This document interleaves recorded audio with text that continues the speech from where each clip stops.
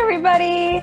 I thought it would be really fun today for us to focus on doing some characters, some small sort of detailed characters. Like if you were going to do a painting that with watercolor that had, people in it or animals in it or whatever, that you would kind of have a better idea about how to do that smaller detailed work.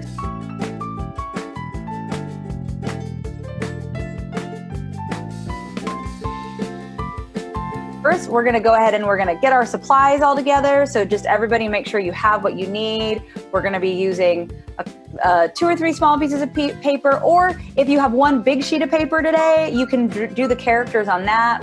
You can do whatever, today. We don't have to have, we're not going to be doing a big page. We're going to be doing different characters, and so they can all live on the same page, or they can be on small pieces of paper. And once again, we're going to need a couple little cups of water so that we can mix in the different colors and not have to muddy our water up together. We'll have some clean water too. We are going to need a palette still, so a plate or some sort of something that you can put your paints onto for mixing. And we are going to need our watercolors today. So if you have acrylic, that's okay. You can use your acrylics for this too. Remember, when we're using acrylics like watercolor, we just thin them down like watercolor a lot. So we can definitely use that. And then we are going to also be using 2 sizes of paintbrushes. We're going to be using kind of like a medium one and a small one. So we're going to use a medium one to sort of spread the paint, and then a small one for our detail work. And we're also going to need some pencil and an eraser and paper towels. Oh, and I always get questions about, is it okay if you don't have watercolor paper and you just use regular paper? That's fine, as long as I would maybe either fold the paper so it's got kind of some backing to it, so it's not just the thin paper, or put a couple pieces under. The colors that you're going to need today are yellow, orange, red, brown, green, black, and blue.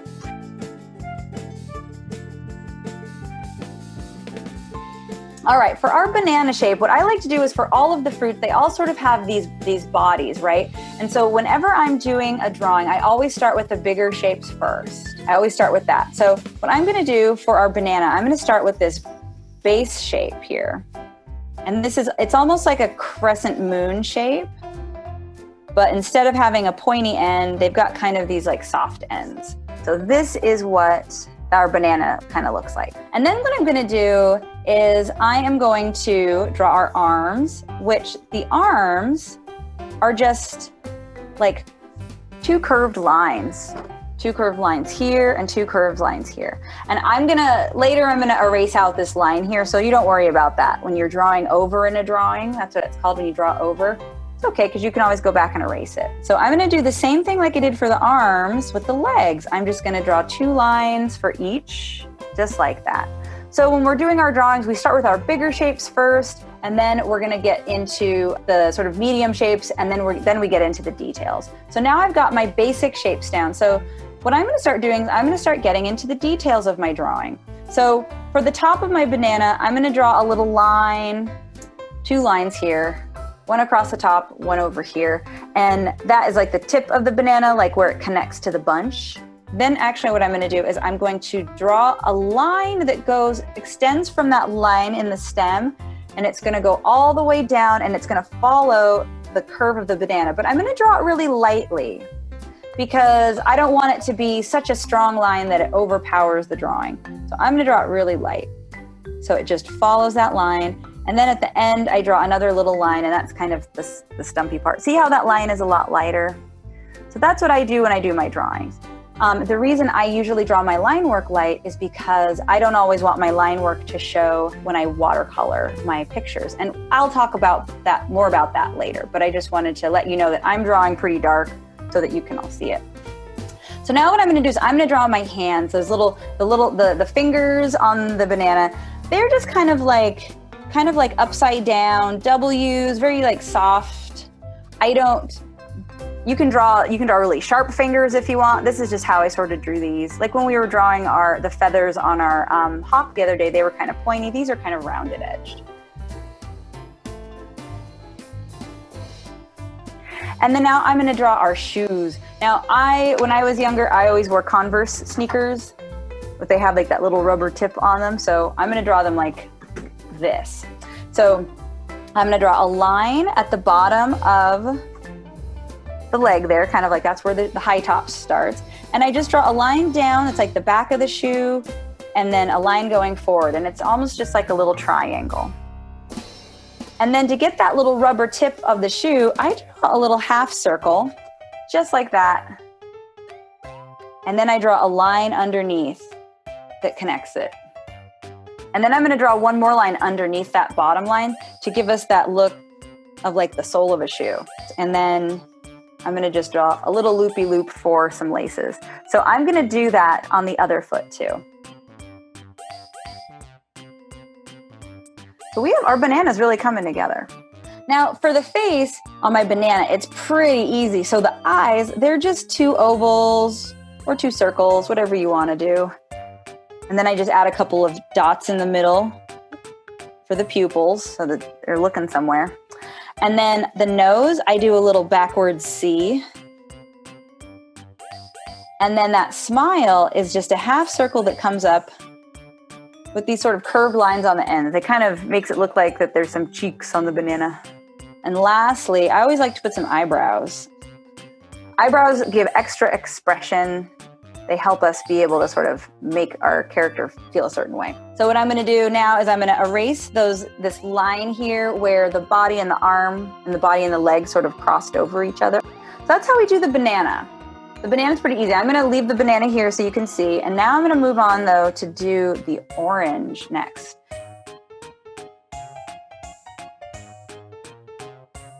Orange is super easy. It's just gonna be a big circle. We have that there. And the arms that are poking out, you can kind of do like a half circle or a half oval shape. Almost looks like ears on a face. And then on the inside of those sort of ovally half circles, I'm gonna do smaller ones. And that gives that round arm that we did, just like on our banana. And what I like to do also is I like to make these little sort of triangles that sort of come out from the side. And that kind of gives our orange some sassy arms that they're putting on their waist. Now the legs are just 2 lines, just like on the banana. 2 lines going down, and then I have this one that instead of 2 lines going down, it's like 2 V's side by side, like this. We're gonna make this sassy orange with her boots on, tapping her toes. So speaking of boots, we're gonna add that next. And the shoes on our orange, I'm doing some boots. So I do this sort of top line here, and then I just do 2 lines coming down from here, from that line. So we're already making our boot shape. And then the toe of the boot, almost like the banana, it's kind of that crescent moon, kind of like a horn shape. And then for that little heel, we're just gonna kind of do like a half of a square. So this is what I think about when I'm drawing. I think about how we can draw these in really simple shapes. And now I'm gonna do the boot on the other side, but I'm gonna make it at a little bit of an angle since we have that leg popped. Toe and our little square heel here. So there we go. So on my orange, I put some glasses. I'm gonna do 2 of those next to each other, and then I'm gonna connect it with a line. And then I want their eyes to be sort of looking over the top of those glasses with kind of a stern look. So what I did was I did these 2 half circles, a little bit smaller than where the glasses are. And then I'm gonna put those pupils looking over top too. So now I'm gonna do the nose, and the nose is like a sideways V.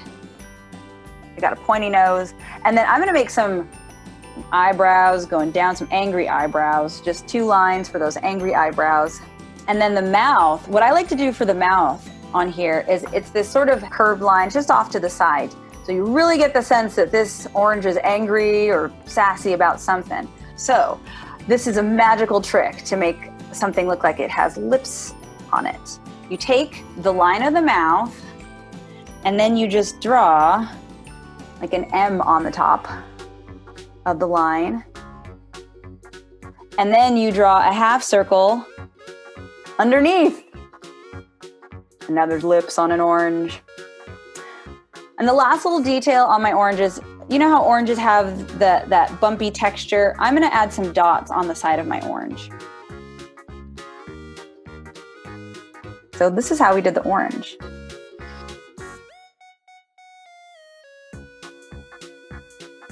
So the apple is similar kind of shape to the orange, but it's kind of, if you can kind of see, it's not quite a circle. It's not quite a heart shape. It's kind of lumpy. So we're going to go with that. So I'm going to do this shape.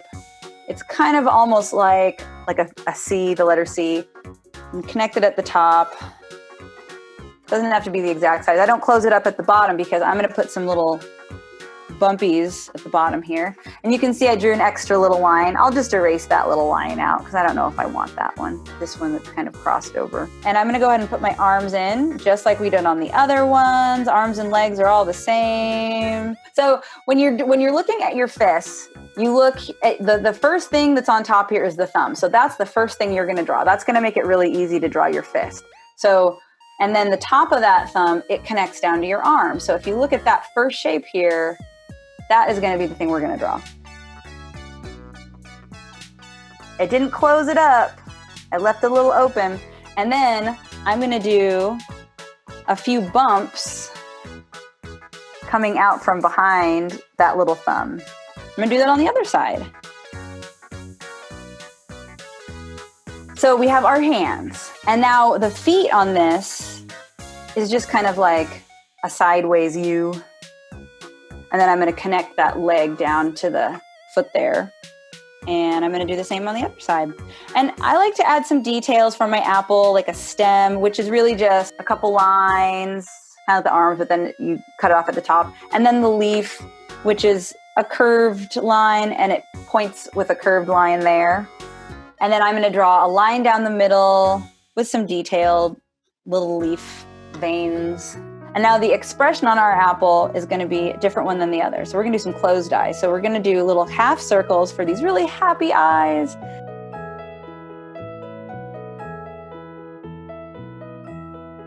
All right. And so what we're going to do is, now that we have all of these drawn, we're going to learn how to paint them.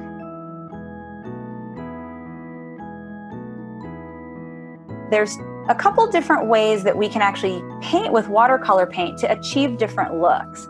Now, I have these two different sort of versions here for you all to see, and I think you'll really be able to tell the difference in the style of watercolor. The first way that we could paint our characters is more flat and solid colors. So what we would do is we would paint the body like all one color, and it's all going to be just like pretty much like smooth and one color. The other way that we can do our painting of our characters is that we can make it more textured feeling and have a little bit, it's called mottled, when the color is sort of in and out and it's not perfectly smooth and flat and consistent. So there's a couple different ways that you can do that. We're going to try both of these ways. Alrighty. So I'm going to start by painting our banana. So the first one we're going to do is, when we're doing our really flat and smooth, really consistent color, we want to be sure that we have enough paint on our palette that we can get our brush, fully loaded. So you want to get enough paint on here that can just spread really evenly. And you want to move kind of quickly. So you don't want to get the paper soggy wet. If we do this very quickly and move the paint around, we shouldn't even have to dip back in for too much paint because we're even moving the paint around that's already on the paper.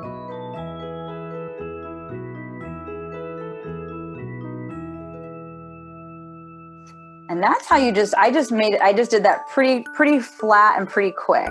And see that shine on my paper? It's not hardly wet. It's drying really quickly.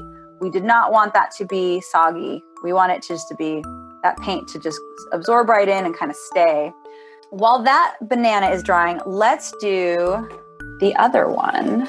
So I'm going to show you on the orange how we're going to do that textured look that I was talking about. So I'm going to get my orange ready. I'm going to get it all activated. Once again, it's not going to be super crazy wet, but this one we're going to have a little bit more wet than when we did the banana because we actually do want those textures. So I'm going to get my orange ready. And before I start painting my orange, I'm also going to prepare that shadow color for my orange. So a shadow color, there's lots of different ways to do shadows. But for this, what we're going to do is we're going to take a little bit of our orange and we're going to add in a little bit of red to our shadow color. And I'm even going to add a little bit of brown. So you don't need a ton of shadow color, but you want some ready to go. So when it's time to drop that into your painting, you have it there. All right, so I've cleaned my brush off. I'm gonna go back to my orange and I'm gonna start painting down here. So what I'm gonna do, just like on the banana, I'm gonna avoid the eyes also. I don't know if I mentioned that. I'm not gonna paint over my eyes. I'm not gonna paint over my glasses or my lips because I want those to be a different color. But everything else I can just paint over. And the nice thing about this, the textured way of painting, is that you don't have to worry if there's too much paint in one area. This is the part of painting that I like because you don't have to control everything just perfectly. You can just kind of let it do what it wants to do. See how that there's paint kind of getting darker in spots already? So then what I'm gonna do is when I've kind of got that smooth, but it's kind of irregular, I'm gonna go into the areas that I wanted to add some shadow, and I'm just going to drop that in while that's wet. And don't worry about if you paint outside the lines, because we're gonna talk about that next. That's been a burning question on everybody's mind, I know. So let me hold this up so you can kind of see. So I've got my orange here, and see those like that it's pooling, that sort of collecting in certain areas. That's gonna create all these textures. And another thing that you can do, get your brush clean and wet and kind of damp, but dry it off, and then it's just gonna lift off that paint while it's wet.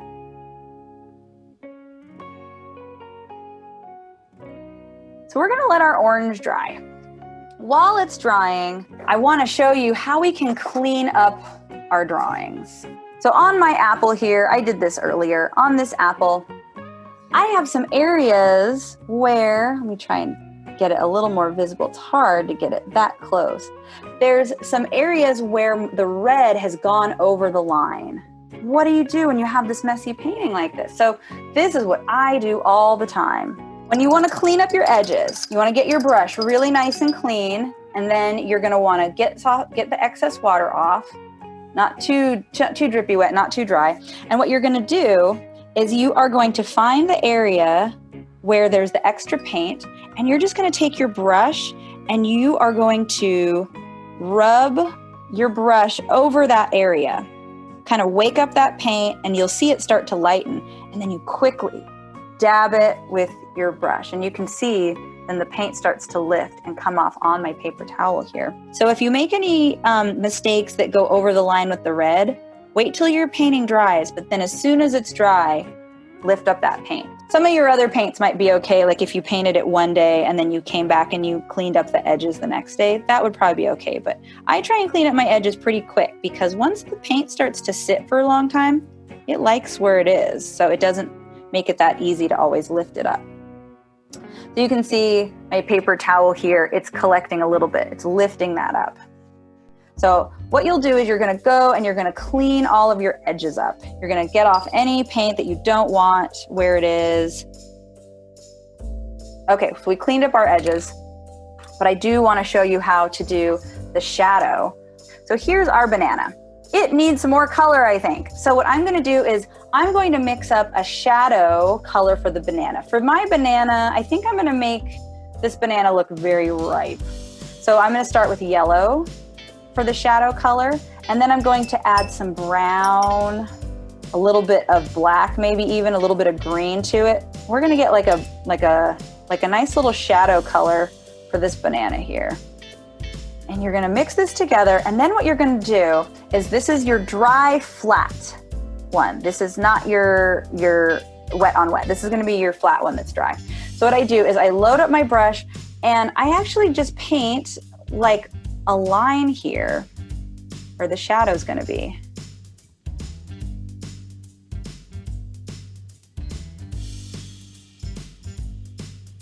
Then what you're gonna do is to soften that line up, you're gonna clean your brush off, get that extra water off, and then you're gonna go up against that line and you're gonna soften up that line with your wet brush.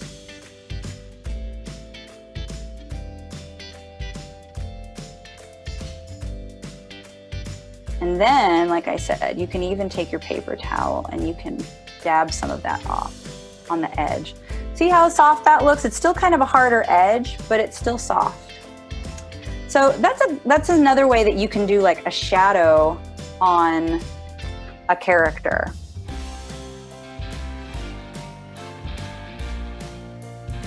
And so I really wanted to show you this though. This is other types of line work that you can do. So we had said in the beginning, if you wanted to, you could outline your drawing with a waterproof pen, right? So you have that more cartoon sort of like black edge to everything.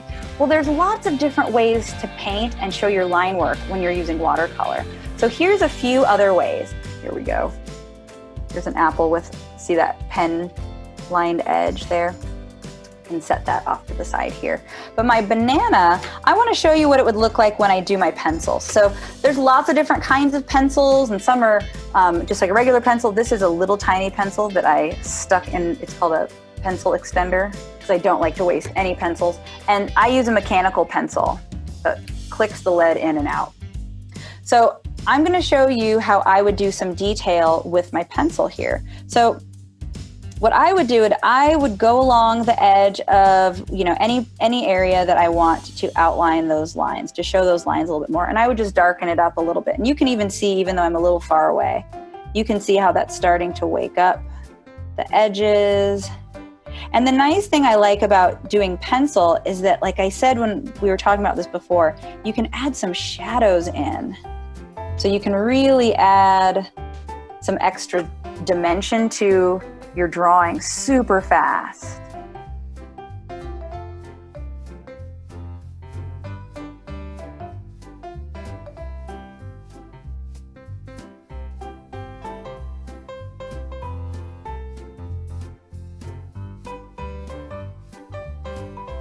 So you can just hint at some of the areas of the line to help define your characters.